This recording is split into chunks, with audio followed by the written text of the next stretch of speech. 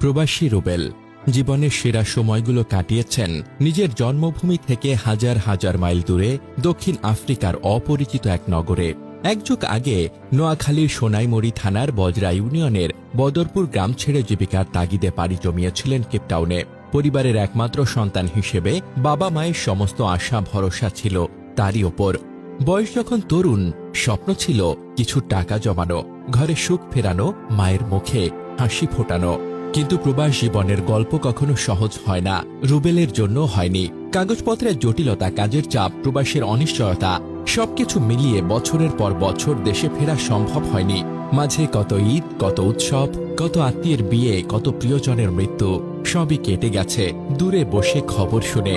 মায়ের অসুস্থতার খবরে বুক কেঁপে উঠলেও ভিসার ঝামেলায় দেশে আসতে পারেননি। তবুও মনে আশা ছিল একদিন সব ঠিক হবে, একদিন আবার সেই শৈশবের উঠোনে হাঁটবেন, মায়ের হাতের রান্না খাবেন, গ্রামের বাতাসে বুক ভরে শ্বাস নেবেন। অবশেষে সেই দিনটা যেন এগিয়ে গিয়েছিল। সমস্ত বাধা পেরিয়ে দেশে ফেরার প্রস্তুতি নিলেন।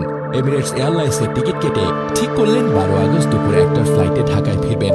ব্যাগ গোছানো শেষ, বাড়িতে খবর পৌঁছে গেছে রুবেল আসছে।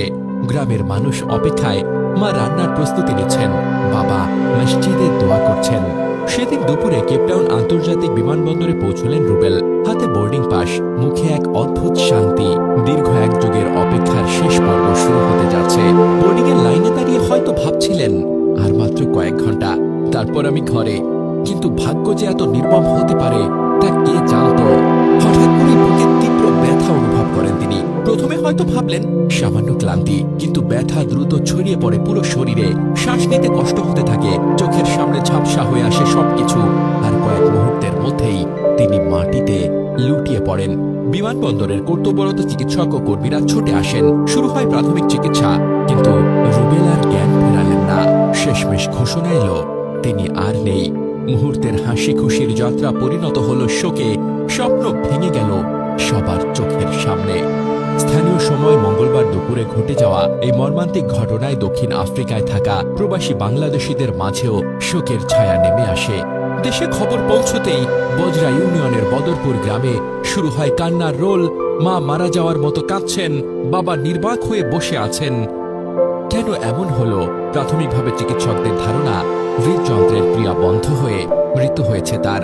দীর্ঘ প্রবাস জীবনের মানসিক চাপ, অনিয়মিত জীবনযাপন, শারীরিক অবহেলা সবকিছু মিলে হয়তো শরীরে নীরব ঘাতকের মতো বাসা বেঁধেছিল অসুখ, যা হঠাৎ করেই ছিনিয়ে নিল তার প্রাণ।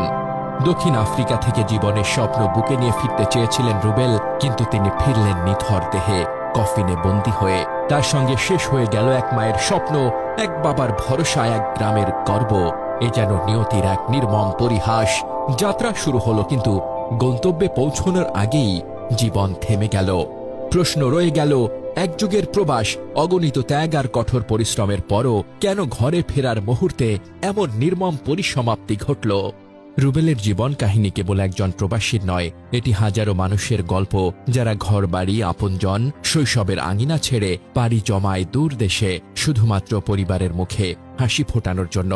এক দশকের বেশি সময় বিদেশের মাটিতে কাটিয়ে একাকিত্ব, অনিশ্চয়তা আর পরবাসের কষ্ট সহ্য করে অবশেষে তিনি দেশে ফেরার সিদ্ধান্ত নিয়েছিলেন। কিন্তু নিয়তির খেলায় সে স্বপ্ন অপূর্ণ রয়ে গেল।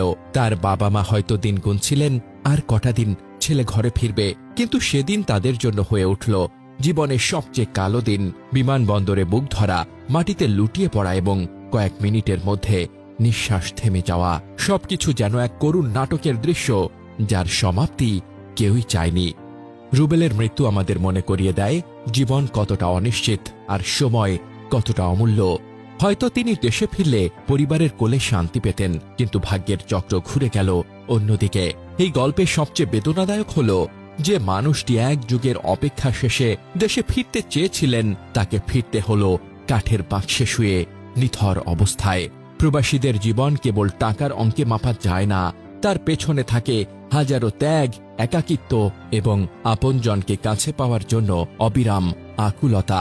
রুবেলের গল্প আমাদের শেখায় প্রিয়জনদের জন্য যতটুকু সম্ভব সময় বের করে ফেলতে হবে, কারণ কে কখন কোন যাত্রায় চিরবিদায় নিয়ে নেবে তা আমরা কেউই জানি না।